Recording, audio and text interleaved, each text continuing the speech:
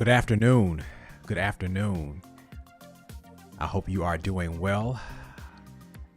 Greetings, and welcome to this session on live streaming back to the basics.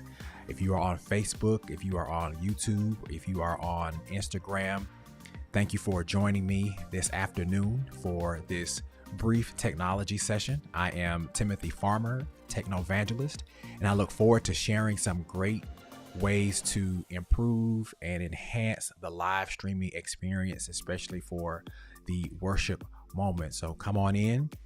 Again, good afternoon, and please feel free to share this broadcast with others. I have some great information to share, some great tools that I think will be a benefit and a blessing, whether you play a direct role with the live stream at your ministry, or whether you are connected with that person or have a role to play or can share this information with them. Please feel free to do so. Also, please feel free in the chat to let me know that you are watching, and if you'd like to add and tag some people who could benefit, please feel free to do that in the chat. Again, good afternoon and welcome to this session on live streaming back to basics. Again, welcome to those on YouTube, Instagram, Facebook for my Facebook page, as well as the Farmer Tech Group Facebook page. And I'm going to be sharing some resources that at the end I will share with you how you can get that information to help increase and improve visibility and engagement with those who are connected with our ministries online. So during this summer and over the course of the past few weeks, I've had an opportunity to participate in several conferences and regional meetings that relate to the church and leadership trainings. And several people have asked me, well, do you think the church is where it needs to be relative to technology, especially live streaming the worship service? And I told them, I think we are certainly much better than where we were before the pandemic, as the pandemic forced many of our ministries to go online, but we still have a long way to go. And there are opportunities that all of our ministries, including the ministries that I serve, to increase and improve what the online engagement and online worship experience looks like. And so what I'm going to do, based on some observations, some trainings, and some assessments and opportunities to connect with several ministries, I want to share today some things that I think that even after 2 years of the pandemic, and we have gotten online, many of our ministries that were not online before, there are some things that are still important that I don't want us to take for granted as the ministry as the work that we do in ministry continues to move forward, to ensure that we have quality content, quality worship experiences for people to partake. And again, even from small ministries, even up to conferences, conventions, regional meetings, again, that I've had a chance to attend and support, there are great opportunities for us to enhance and continue to strive to go even higher relative to using technology, especially for the live broadcast. Again, please feel free to share this content, this broadcast with others. You can place some names in the chat of those who could benefit. Also, again, you can shout out in the chat or even post any comments or questions to ensure that I cover as much and as best as I can as we engage in this discussion on back to the basics of live streaming. So, a couple of things that are critical for live streaming, no matter if you are a large ministry or a small ministry, that are critical. And most of the things that I'll share are free, but of course, ministry has a cost to make it better and to enhance it and to make it grow. So, but several of these are tools and strategies that can be implemented immediately as soon as the next Sunday of which your ministry broadcasts. So if you are a pastor, a preacher, a ministry leader, a person who works in the technology ministry, Here are some ways that if you're not doing them already, I know many of you are already incorporating these, but if not, please feel free to use these to help enhance your ministry. The first thing, as always, is to ensure, even if you have been doing live stream for a while and your ministry does it every week, there's nothing like preparation and making sure that at least an hour before the live broadcast happens, that the staff is in place, and at least 30 minutes before the service begins, all of the technology that needs to be in place is ready to go. That means it is tested, sound checks, and along with sound checks, it's important to run a live test stream practice session or a private session of live stream to ensure that the audience will be able to hear, they will be able to see. And I'll share with you a couple of tools that you can use to run a private stream. But that private stream not only will allow for the ministry to know what the stream is going to look like for the audience once they come online, but it is a great tool after the service is over for the pastor, for the ministry leaders, for the musicians, to the choir director, to the media team to go back and look and have a private version that in the comments and in the chat section, they can post ways that the live stream can improve by just using some feedback. This is great, especially on YouTube. On YouTube, you can run a test stream that no one else will have access to, just those who are part of the ministry, to be able to look at it either before, of course before, and also after, to see how the online audience will be experiencing the session and what things can be improved for a later time. So again, always starting early, testing internet. And I think that because many of our ministries have increased internet, that we've taken for granted that we still need to test it before service. Testing internet using speedtest.net never gets old, because you just never know from one day to the next or one Sunday to the next what might happen to the internet, and having a backup in place if possible, but never taking for granted testing, preparing, and making sure that the internet is running smoothly. There's nothing like being in the middle of a broadcast, especially at the sermonic moment or the climactic moment of the sermon, and all of a sudden the broadcast drops or the broadcast ends because of either the internet or the computer goes dead or goes to sleep. Always make sure that there has been testing to ensure that that is in place. The second thing, and I know several ministries are using mobile devices to stream, but having a centered and straight camera, that's something that you can do at any time, is making sure. And that's one of my pet peeves, as I watch ministries on Sundays and go from one to the next and see where the camera is off center or it's crooked. And when I say crooked, meaning one end is lower than the other, or it's turned where it's not centered on the focus or the focal point of the worship experience. Centered cameras, you can have the most expensive cameras, but it takes a lot away from the visibility and the quality if the camera is crooked. That's like having a brand new house and the yard is not well cut or not maintained.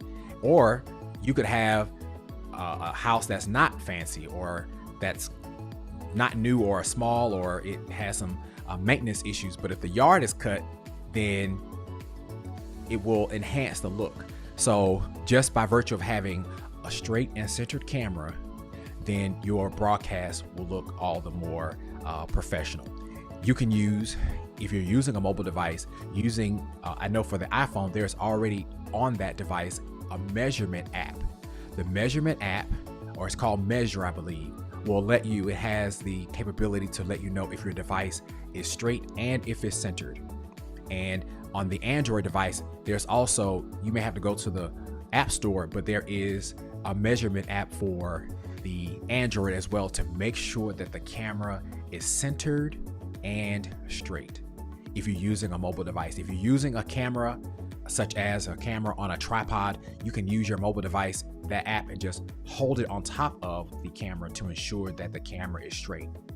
Another way to ensure that the camera is straight and it's not crooked is to find a focal point on the wall that the live stream will broadcast, such as I see people use the edge of the pulpit, or if there's a baptistry behind the pulpit, using the ledge to make sure that the camera, and using that as a way to ensure that if I'm lining my camera up with this focal point that's straight on the wall, then my broadcast stream on the camera will be straight.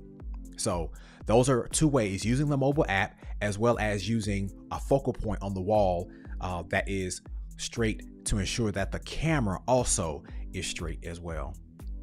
So, and if you're using a camera on a tripod, and I'm going to talk about tripods soon because that's important. Most of the tripods that are high quality have what I call the measuring bubble. I may be calling it the wrong terminology from a construction standpoint, but I remember seeing my father use the leveler. I think that's what it's called, the leveler that has the green bubble in it that will let you know if the item is straight. Most good tripods will have a leveler on it to let you know that your object, your phone or your camera on top of it, is straight. So a straight camera. Also, very, very important, and I posted about this the other day. There's nothing like on a broadcast when it's time for service to happen and the service has started, the stream has started, and you come on and you see the musicians practicing and rehearsing, or you see the choir members putting on their robes and getting into place in the choir stand, or you see, the usher, or I'm from the old school Baptist church, so you have the nurse who would bring the water and place it on the pulpit. All of that happening after the service time has started or after the broadcast has gone live. That is something that definitely needs to be avoided. Always make sure that there is an opening slide or a countdown, even better, that will keep the audience, the viewing audience online, from seeing all of the preparation that's going into ensuring that the service starts on time and that the rehearsals and sound checks, making sure that that is not visible to the online audience. And someone posted the other day, well, if the online audience shouldn't see that, well, why is it okay that the people in the audience can see it as well? Why are we trying to hide that from the online audience? That's all a part of the preparation, and everybody should be able to see that. And point well taken. But if we really think about it, that shouldn't even happen. That preparation should be done even in the sanctuary well before it's time for service to start, so that the people in the audience, they don't see all of that either. So that way, the time that leads up to the worship experience is a time of meditation, is a time of prayer, a time of intercession. So all of the tweaking that's happening isn't happening 2 or 3 minutes before service. So again, for both the online audience or the ones in the sanctuary, they don't see all of the fine tuning that's happening. And I understand that there are some adjustments that have to be made at the last minute, but as much as possible, as far as sound checks, as far as putting envelopes into the pews or on the pews or handing out information, allow that to happen at least 10 to 15 minutes before service happens. So that way you have a moment, a time of reflection, prayer, and again, intercession before the service begins. Because at the end of the day, the goal of the service, and it should be our prayer, that this service, either online or in person, is going to lead someone to the body of Christ. And having that opportunity for prayer and reflection and just downtime before service is critically important. So again, making sure that there is an opening slide or a countdown, as well as a closing slide. And there are some free resources that can help to make those slides very easily for a person who knows computers well, or if you don't know computers well. There is a website called Canva.com. Canva.com, and I know many of us have heard of Canva before, but if you have not heard of Canva, Canva, CANVA.com. You can go there and you can create a slide that can have your church's logo. And if you don't have a church logo, now is the time to get a church logo. Or a picture of the church that says, "Thank you for joining us for worship. The live broadcast will begin shortly." And at the end, "Thank you for joining us." Yes, Sonji, Canva is the greatest. Good afternoon, Pastor Law. Thank you for joining as well. So Canva, another great online tool. It is very church friendly. There are many templates on this site that already have backgrounds that are conducive for church graphics. It's called Poster My Wall, postermywall.com. You can go there and you can create graphics, slides, flyers, social media content, but especially for the opening and closing of the worship experience, having a slide that will invite people in and then usher people forward at the end of service. So Canva and Poster My Wall. Canva.com for churches, nonprofit organizations offers, as well as educational organizations, they offer either a free or a very discounted rate for their pro version. And their pro version gives even more opportunities for graphics and even to collaborate with others. So if you're not the most graphically inclined person, but you know the content that needs to go on the slide, then another person on the ministry can add the graphics while another person adds the content, and it updates in real time. And that happens online through canva.com. So in addition to the opening and closing slides, and again, if you're just joining on YouTube, Facebook, or Instagram, we're talking about live streaming back to the basics. Some things that I want to make sure that we don't take for granted, even as we grow and enhance what we're doing in ministry and engaging an online audience or a hybrid worship experience. If the church is using a mobile device for streaming, and I know several ministries are still doing that, even as they are graduating and gradually moving towards robotic cameras or cameras on tripods, they're still using a mobile device to stream, and that's fine. If you're using a mobile device, one of the ways to enhance, because with just streaming live to Facebook, you really can't add any slides to it to enhance the look. But there is a tool that has a nominal monthly cost that's called Switcher Studio. And several of you have mentioned that you're using Switcher Studio for your broadcast. Switcher Studio, and the website is switcherstudio.com, is a website that will allow from a mobile device to stream to Facebook and other platforms, YouTube, Instagram. But on that mobile device, slides can be added, such as an opening and a closing, a countdown. Also, you can add lower thirds, and I'll talk about lower thirds in a moment, of some do's and don'ts with that. But slides can be added right from the mobile device, and it can look just like a professional broadcast. Also, Switcher Studio will allow for ministry using a mobile device to enhance or make the resolution, the quality, the picture quality, the video quality to even greater than what Facebook will allow. Facebook allows, I believe, up to a 720p, and I don't want to get too technical, but with Switcher Studio, you can stream to an even higher resolution or clarity or quality of picture when you stream with Switcher Studio.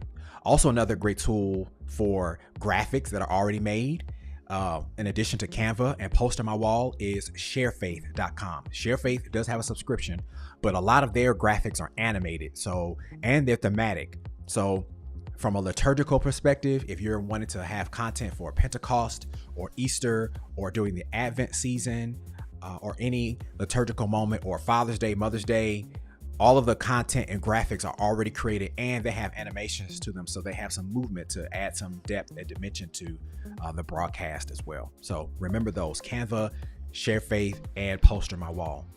And as I'm mentioning tools, in the corner, you'll see, and I'll give more details at the end, there's a QR code that you can feel free to scan if you are watching and you have access to your mobile device. If you click that QR code, there's a contact form. And if you submit that, then I'll make sure that you get the resources as well. And also the link is in the description for this broadcast. So I hope this has been helpful thus far. So using a mobile device, or if you're using a camera that's on a tripod, you want to make sure that the broadcast or the live stream, I know we talked about earlier, a crooked camera that's not straight or centered, is making sure that the video does not shake. And if a building is older with an environment that is, let's say it has a wooden floor, or the building moves, then if the tripod is not a good tripod or a sturdy tripod, that broadcast, that camera as well is going to move. So it's important to have a good and sturdy tripod. And on the list of resources, if you scan the code or click the link, then I'll make sure that you get some recommendations for good and sturdy tripods, no matter if you're using a mobile device or if you're using a camera on a tripod. A good tripod is important, not only for making sure that the broadcast doesn't shake, but also for the smooth movement of the camera.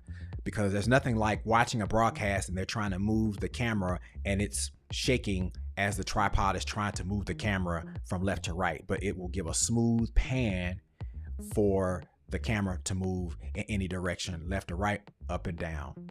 And a good tripod, because even if a building is sturdy, a new building that is that has a concrete floor, if the music is loud, the music causes a vibration as well that might cause a rickety tripod to make the broadcast move. I was recently at an event, and pretty new building, the floor was solid, but as the vibration of the drums and of the piano and of the keyboard and all of that, and then with the mics being high, I could see the broadcast shake because the tripod was a kind of a thin plastic one that moved along the floor as the vibration came up under the tripod legs.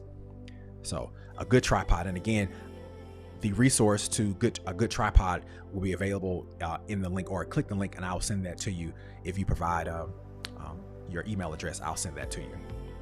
So a good tripod, and then once the broadcast starts, or before the broadcast starts, and this is over into the lane of the audio engineer or whoever manages the sound, making sure that mics that don't need to be on are muted.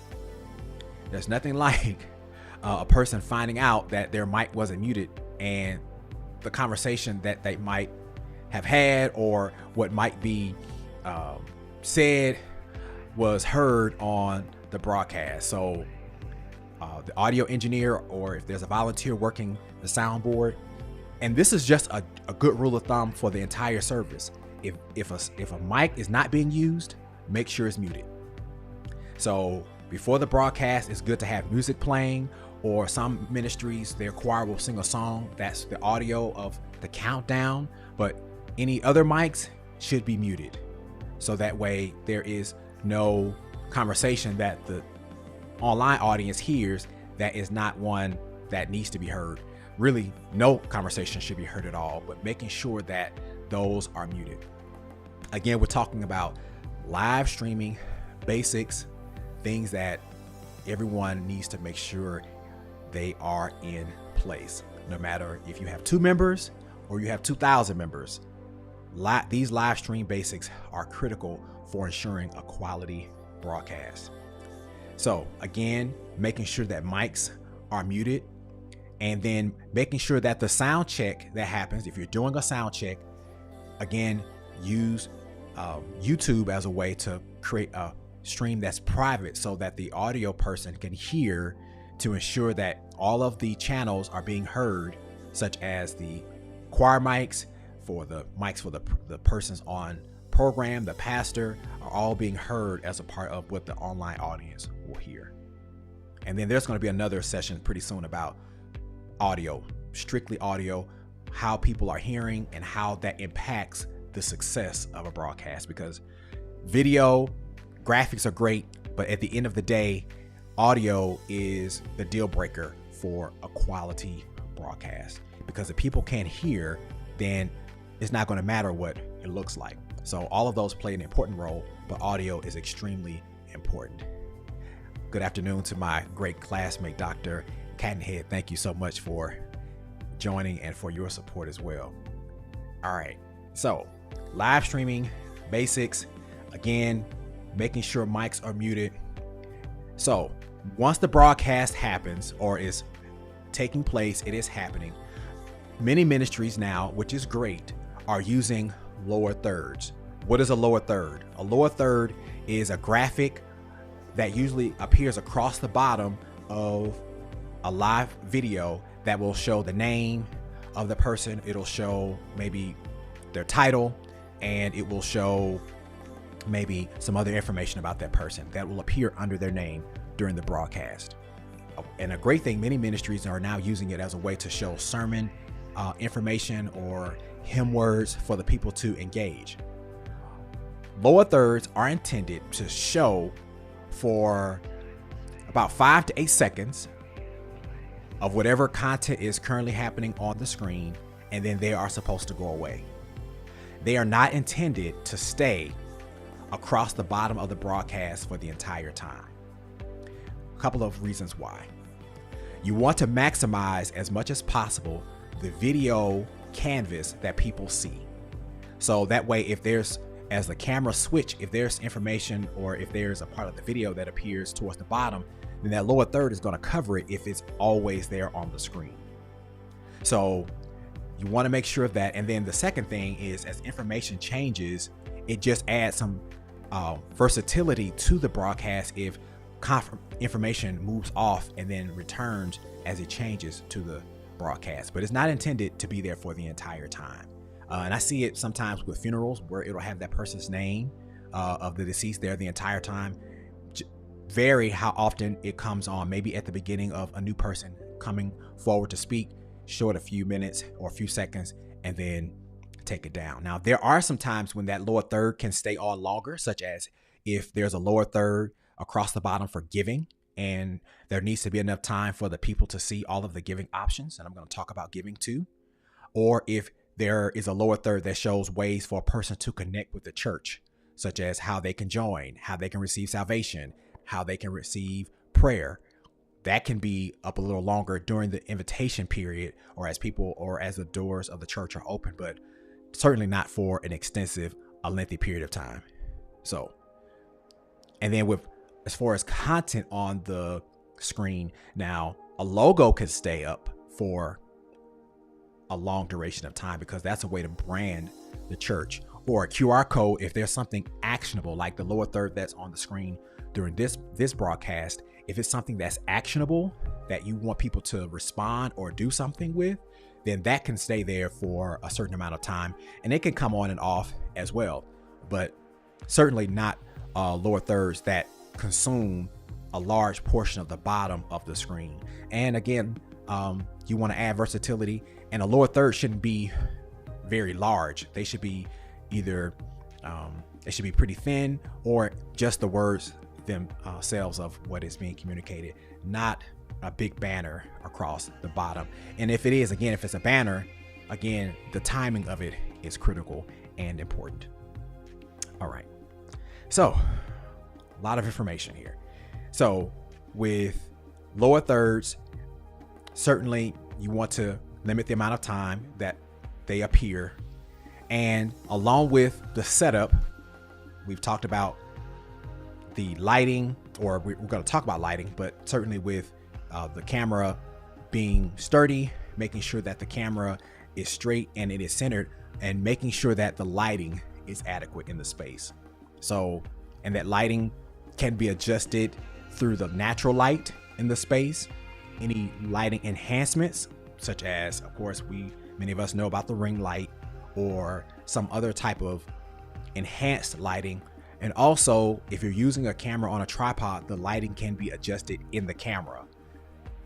A rule of thumb when it comes to lighting, if your camera or the broadcast, if you watch it, has visibility difficulty for, let's say, words or information that's in the space that's hard to see, I use the communion table as a point of reference for those who have communion tables in their space. If the communion table, if the words on the front of it in remembrance of me are hard to read, then that's an opportunity to increase the lighting in the space, whether it be directly in the camera or whether it be through a basic ring light or some other enhancements to lighting, especially in a larger space that might need the support of a lighting specialist to help with the broadcast. But if it's hard for people to see, then you could have good cameras, but then that's also going to not make the broadcast as high quality as it could be if people cannot see that well. So in addition to lighting, another important factor back to sound is, if possible, and this is again for the sound engineer, to incorporate the audio with the video that's going forth in the broadcast, so that it's not the house or just the echo from an iPad or from just a microphone that people hear. If the audio is integrated directly, connected right to the soundboard, people are going to hear the audio directly from the microphone when they are watching the broadcast.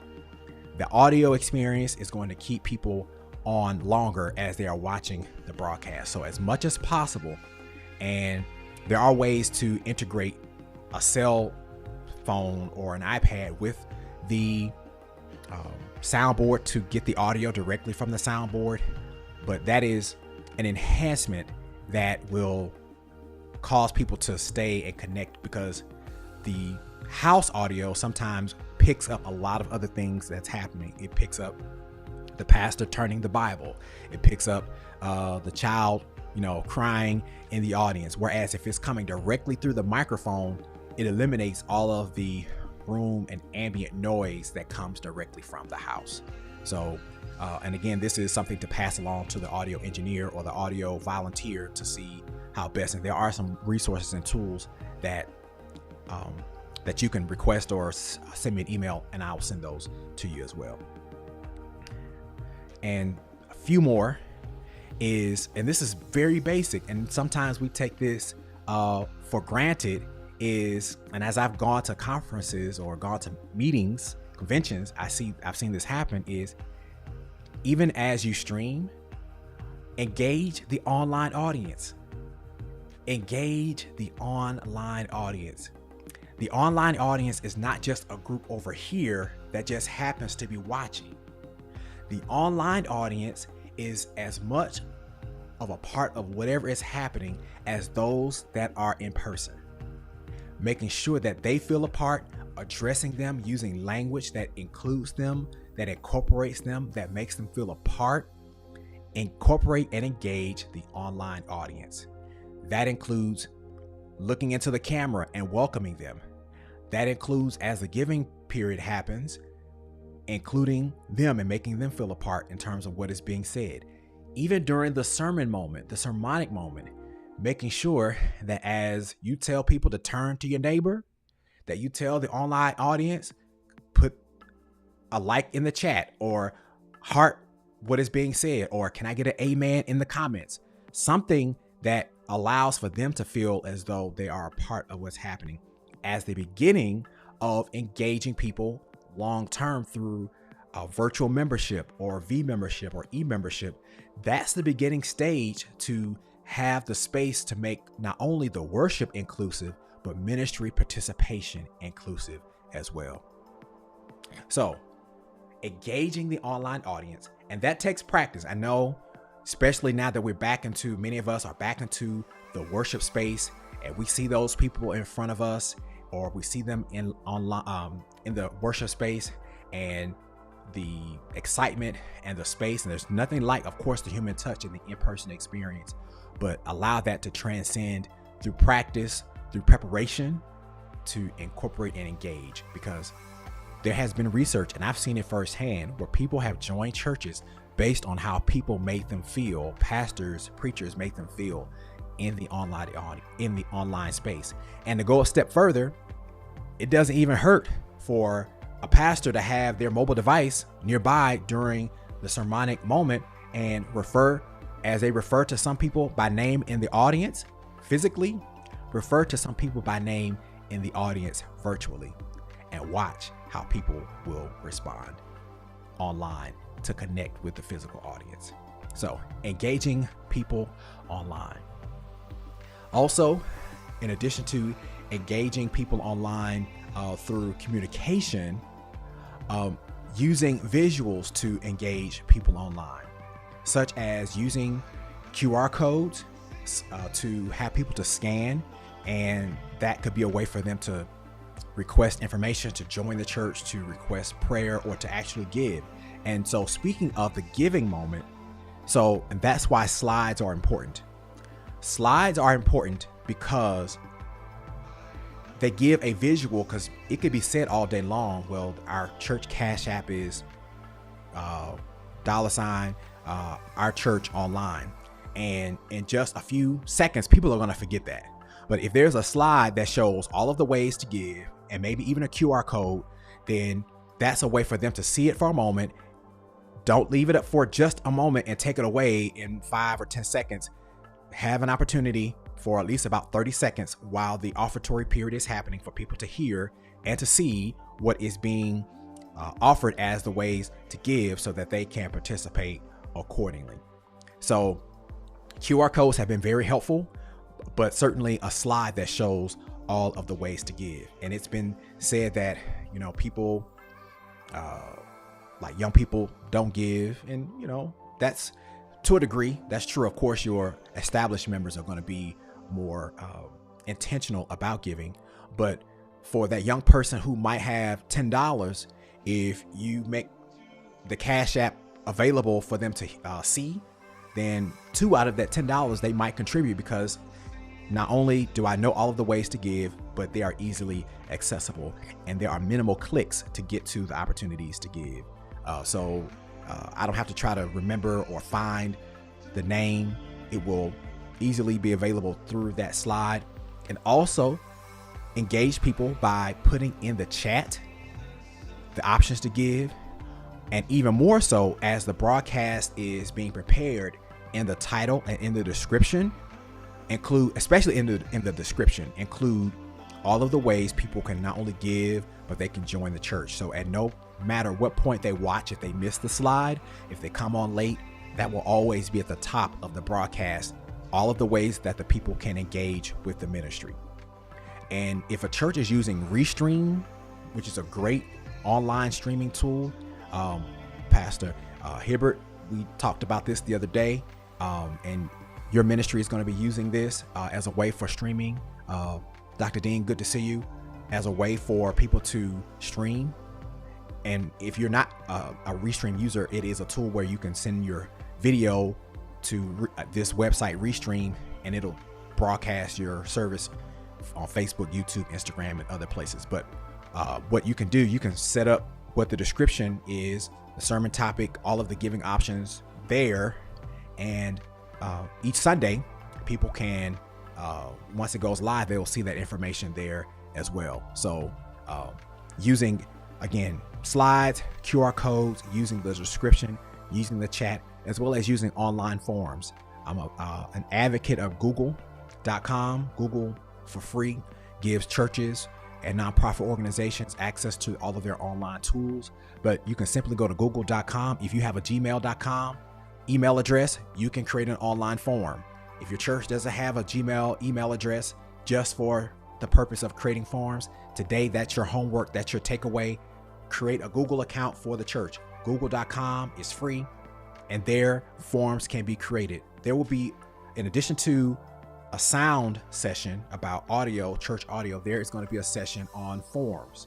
All of the forms that can help to transition paper for church processes to digital. So, and then very lastly, out of all of this, the goal is to connect with people and follow up with them for them to become disciples of Jesus Christ. So in all things, and all of the tools that are incorporated into the live worship moment should ultimately lead to a follow-up and a connect. Follow-up and connect happens best online through an online form. An online form, again, can be created through Google.com. Some ministries use SurveyMonkey. There are some others out there, FormSite, that are useful. But what they do, they automate what happens when they connect with the ministry. in the church prior to COVID, when the doors of the church would be open or the invitation would be extended, people would walk down the aisle. They would be met by a church clerk or a new member orientation committee or discipleship ministry to then be brought into the fold where they filled out a form. Well, now many of our ministries have a larger online audience than those who would actually come into the church. So making sure that they have a way during that moment of invitation to click, scan, and easily fill out a quick form. You can get more information later, but have a quick form that just gets the critical information for there to be either a physical call, or the form can automatically have a response that will have a video from the pastor or a video from the new member team to welcome that person to the church, or for the first time guest. So, and that first time guest information can then be used as a means for a future follow-up. So those are some ways to help enhance, and let's get back to those basics even as we do even more enhanced things with live stream. But those are some of the basics that I want to share with you today.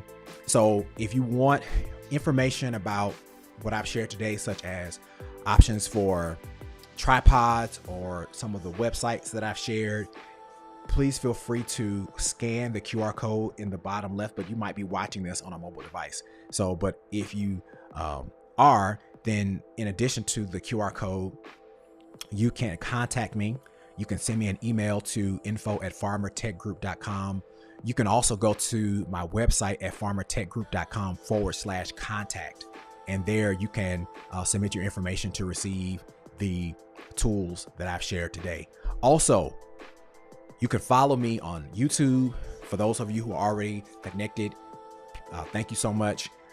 You can subscribe to YouTube and follow on Facebook and Instagram at Farmer Tech Group as well. So again, thank you for your support. Thank you for those who have tuned in on whatever channel that we are broadcasting. And I hope that this is a blessing, and I hope that and it is my prayer that you are able to take some of these tools to enhance your ministry. God bless, and have a great rest of your day.